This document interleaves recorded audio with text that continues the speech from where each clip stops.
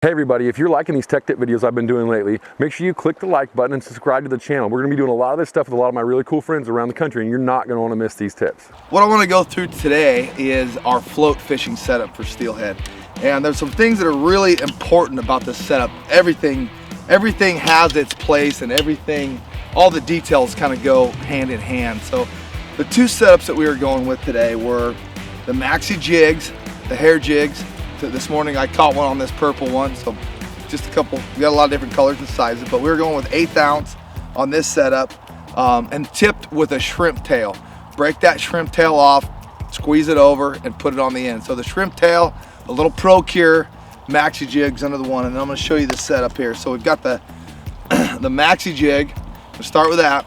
Now, one of the important things so it sits right is a loop knot, and we'll go over that in a different video. But you can see the loop knot. You want a good loop knot there so it sits more horizontal in the water, swims a little bit better. We're running 20-pound fluorocarbon to a weight, and this goes right to a weight. Now there's a way that if you are breaking a lot of these off, there's a way that you can pre-tie these and use a certain weight here, and you can just clip new leaders on, which works pretty good too.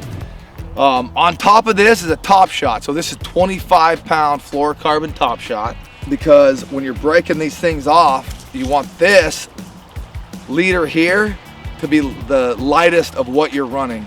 So whenever you break off, for the most part, all you have to replace is this. Then you work our way up to the float. So with the float, we run a corky on top. So we've got the float, a corky, a bead, and then your bobber stop right there. So the corky lets you know if anything's wrong. If it sits wonky, you don't really quite see it, you can see with this corky on top. It's a really good technique that Jared taught me. Then down to that, we've got 30-pound high vis braid. Now the 30-pound braid is very important. It floats really well. And the high vis stuff, we're using a P-line high vis.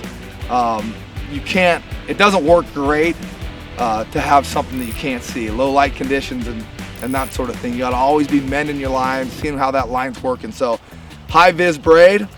So we come down to the Yakima CMR 2500 series reel. So 2500 to a 3000 series reel, very important. Having a good light, high-end reel. And we've got ourselves a Guide Select Pro 9-foot rod. Very important to have a long, kind of a limber, like medium to medium light even action on this setup. You want a very long rod so you can make good casts, mend your line, while you're chasing that float down the current and that sort of thing. That's really key to this whole setup. So these are kind of all the things that go into it. And the other thing that we are running are maxi jig heads on plastic worms. All the rest of the setup is the same, but we take that maxi jig head, very important because they're made with owner hooks, really good, solid, sharp, quality hooks, and running those on plastic worms. So anyway, that's kind of your float fishing basics how-to.